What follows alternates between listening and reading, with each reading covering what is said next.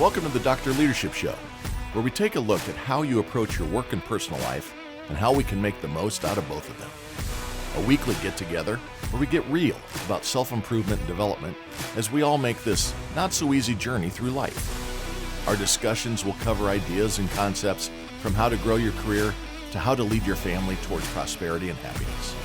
We don't pretend to know it all, and the doctor is the first to be vulnerable, discussing his own weaknesses, both past and present. This is about growing together and having some fun while we discuss what is happening in the crazy world we live in and how to make the most of it. Let's strive for awesome together. Let's get after it. Good day, everybody. Welcome to another edition of the Dr. Leadership Podcast. Hope you're having an awesome day. Hope you had a wonderful, wonderful, and Merry Christmas. Hope everyone was healthy, happy, and got everything that they desired. You know, life isn't about getting what you want, but making sure you got what you need. But I hope that Santa was good to all of you.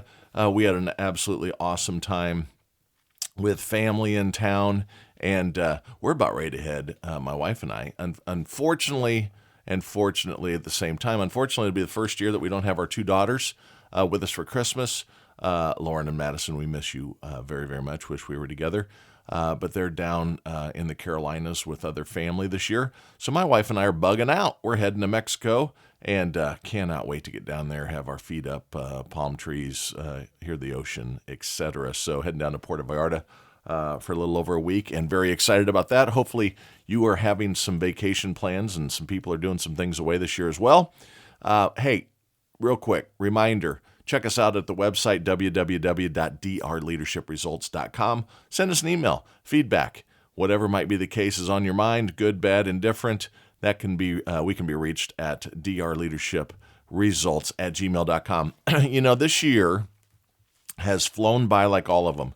And this year, and really for 3 or 4, it seems like it is nothing but bad news. It is around us all the time. We're involved in multiple wars. We have hatred and racism running rampant towards our Jewish friends and towards people of all creeds and colors, white included. Everyone seems to have victimhood on their mind, and the news can just be a really, really big bummer. And if you aren't eyes wide open, you could easily be put into the doldrums. But there's a lot of good news out there. There's a lot of really positive things that are happening. Actually, with these wars and such going on, there's been wars going on since the beginning of time. There's never been a single year in written man's history where there was not conflict on the planet.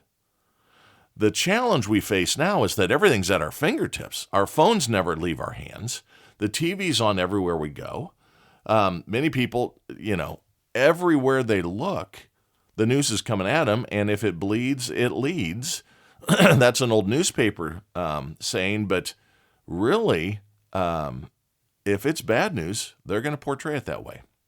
And unfortunately, we've got this world of narratives that they're only going to portray news a special way, a certain way, to help validate, and we always talked about last week about constant validation, but validate their story or the way they want people to perceive it. Have your eyes open. There's lots of positive things going on. So what we're going to do this end of year episode is we're going to talk about some of the good things that happened in 2023. And there are some good ones. I just picked a few things in sitting back and thinking about it, doing a little investigative looking. Remember, anything you hear, dig a little deeper yourself. What I say, what the news says, what someone portrays is going on, always dig a little deeper, right? Trust but verify, a very famous statement by a very good president by the name of Ronald Reagan. So the first thing I want to start with is we have entered really what a lot of scientists and doctors are calling the golden age of medicine. Now, the pandemic was a big bummer. There was no doubt. And it was very impactful on some people. I'm sorry, feel terrible about the loss of life. However, it landed mRNA, the way the vaccines were made with mRNA scientific approaches, it gave us a lot of prospects of big steps in medicine. We've talked many times about being mentally tough. Just a couple weeks ago, we did that. And you have to be tough, right? Because health setbacks are going to come at you in life. But a big reason to possess a positive mindset right now is I'm ecstatic to be able to know that big steps are happening inside of medicine. That mRNA stuff, the COVID vaccines, they weren't all that we hoped or they were hyped to be at the beginning. But that technology is leading to the eradication of certain types of cancers. Now, think about that for a second. Not the ability to fight the cancers better, but the eradication of certain types of cancers. AI is scary to a lot of people, including myself.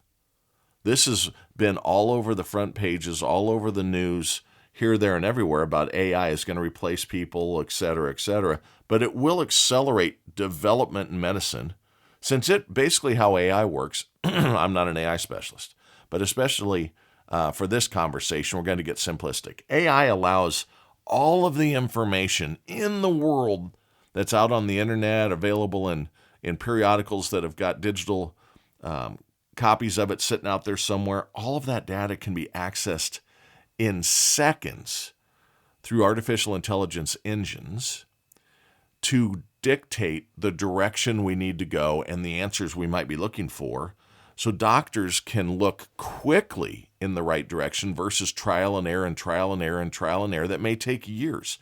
AI is going to take development and shorten it to months from years or decades. That's a big, big deal. So although it's scary that we may have a Terminator type event someday, the good news is we'll all be healthy when the robots come to kill us. Something in my industry, right? I'm in communication and printing, etc. Excuse me. I am still fighting that little grumbling in the throat here, 5 weeks into it. 3D printing, excuse me, is also, and including from Rico, are helping with joint replacement, body part replication, inkjet printing technology, which is just, inkjet is just kind of the name it got because we were putting ink down when we started jetting, so it came out as inkjet technologies. That same technology of using, we use piezo type heads, which uses an electronic current to cause bladder vibrations for different droplet sizes of whatever material you're using. Way too scientific there suddenly. But we're laying down organic materials now for things such as skin grafts.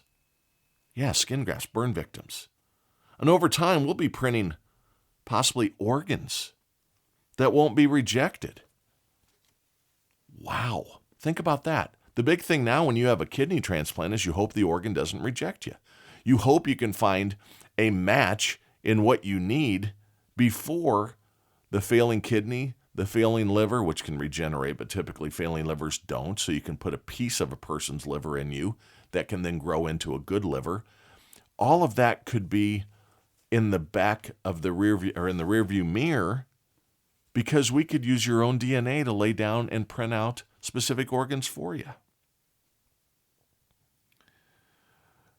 Tied to number one, the medical advances, is number two, but third world countries eliminated serious diseases.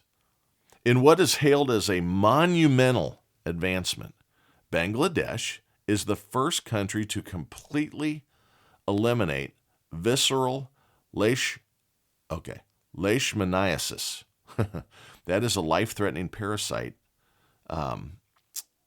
illness that has been completely eliminated in Bangladesh. Didn't hear that on the news.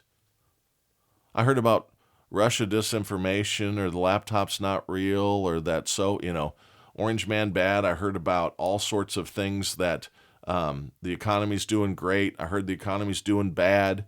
But never did I hear about the elimination of visceral leishmaniasis. Again, a life-threatening parasite illness. That's a big deal. Iraq became the 17th country to eliminate trachoma, which is the world's leading cause of infectious blindness. Now, this is a big one to me because infectious blindness had a very serious impact on my own life. My father had glaucoma really, really bad. And when you first start glaucoma treatment, they give you drops. And what glaucoma is too high of a pressure inside your eyeball. So what can end up happening is you start having very bad effects on the optic nerve, and you will start to slowly lose your sight. So what they did is when the drops didn't get good enough, couldn't fight it well enough, they put what was called a blib, B-L-I-B, underneath his eyelid in the eye, and basically it was like a pressure release valve. I mean, ungodly technology back then. And that would just allow the eye to stay at a constant pressure, so his vision wasn't that good, or wasn't affected as bad. Now, his vision wasn't great, but it did fight it, and he did have cataracts and all sorts of other things. But then what happened is suddenly his eye started swelling up years later. He had had this blib in there for probably 8-10 years. And our theory is that he picked it up at the mall where he used to walk. Yes, Dad was a mall walker at the end in his 70s and 80s. And he had picked up some sort of germ, and we think rubbed his eye, and suddenly he got home and his eye was a little red, and Mom said, hey, go to the eye doctor, have it checked out. Went to the eye doctor says, I just think you've got something that's irritated it. Here's some drops. Send him home. He wakes up the next morning and he's got something the size of half of an orange on his face that used to be his left eye. They rushed him to the hospital. I rushed down to the hospital. I was still living in Des Moines at this time. And I come walking in, and his eye it's got this crud coming out, and it was infection. And they went in and injected antibiotics right into the eyeball trying to save it. They fight it in the Des Moines hospitals for about a week, get it what they think under control. Not sure he's going to have sight, but he's fighting through it. They send Mom home with some eye drops. Hey, do this one 4 times a day, this one 6 times a day. Not good. They try that for a day, and it's not working. It's coming to swell again. They rush him to Iowa City. They aren't able to save the eye. They remove the eye, and then he gets a prosthetic. I tell this whole story that Iraq became the 17th country to completely eliminate a disease, that causes infectious blindness. My dad had streptococcus, strep, like you get in your throat, but type G, which is from soy products and farm animals, if my memory serves me right. There's a lot of weird stuff out there. Medicine is in its heyday here, folks. mRNA, scientific discovery, artificial intelligence, 3D printing. This is all real positive news. All this stuff kind of happened this year. Hey, Belize is finally malaria-free. Boom. That's really good news. Why didn't that lead? Why weren't we told about these wonderful things? Another big medicine thing that is very important because my dad ended up passing with Alzheimer's. We've got it in my family. Alzheimer's, the end of it, edge near. Be optimistic. This one is close to home. Donanemab and lecanemab, which are drugs that eliminate plaque, doesn't cure Alzheimer's, but does eliminate the plaque buildup in the brain. It's going to significantly slow the expansion of the disease as people are given time for more development to happen. Trials in the UK in 2024 are showing tremendous benefits from these drugs. Alzheimer's affects 120 million Brits. 120,000. I don't even know how to count my commas. 120,000 Brits every year. So you got to remember it's an age group, right? Think of how many are affected in the United States. Everybody has somebody that Alzheimer's is affecting, dementia is affecting. This is big news. Cervical and prostate cancer breakthroughs. There's always hope. Cervical and prostate, big, women and men. Breast cancer, huge rebounds and impacts. In the last 30 years, we have improved cancer survivability by over 50%. That's huge. So there's hope out there. There's positive stories out there. Let's talk about energy for a second. Feel as you might or might not about green energy, about fossil fuels. There's no doubt we all want constant development. We want constant improvement. We want to utilize things that are good for the planet. Nobody is arguing that. We need the development to continue of cheap, renewable, easily accessible power. Clean coal is very, very good. These aren't the coal fire plants that they're building in China, 2 a week. These aren't the coal plants that are shown on the TV screen billowing smoke into the atmosphere. Clean coal is just that. It's very, very clean burning. Natural gas, a big one. It is very, very good at creating power. See, we can go to battery everything, but if we don't have the infrastructure that can create the power that's being added to the grid by all these electric vehicles and go to electric stoves instead of gas stoves, all that loads the grid with more power. There's blackouts in California, New York, and other parts of the country every single day, not being able to handle a bad storm. So we've got to continue to build on the infrastructure. It has to be hand in hand. But the big one that's happened, the holy grail of energy, moved closer. Nuclear is the answer. Everybody thinks 3 Mile Island or Chernobyl. Well, here's a big, big deal. Those were both meltdowns, right, that caused some issues. 3 Mile Island, very, very small in comparison to Chernobyl. The Russians do not follow safety protocols at all. Look at how many other nuclear submarines have sank in the last 40 years, right? They deny it, but they've sunk. Nuclear is the answer. We have been dependent on fission, like the bombs from Hiroshima and Nagasaki, the atom bombs. That's fission, which leaves radioactive waste, and that fear of a meltdown can happen. Now, what scientists did twice this year, doesn't sound like a lot right now, but the first step is the important step. Twice this year, they had fusion happen. And it's being worked on with initial successes. Fusion gets more energy out than you put in it. Fusion harnesses heat when you fuse or merge atoms versus splitting, which is what fission does. This is huge news. Fusion is the future answer. Until we figure that out, we need to build about 8 more nuclear power plants in the United States, and one hasn't been approved in 40 years to power all these electric vehicles.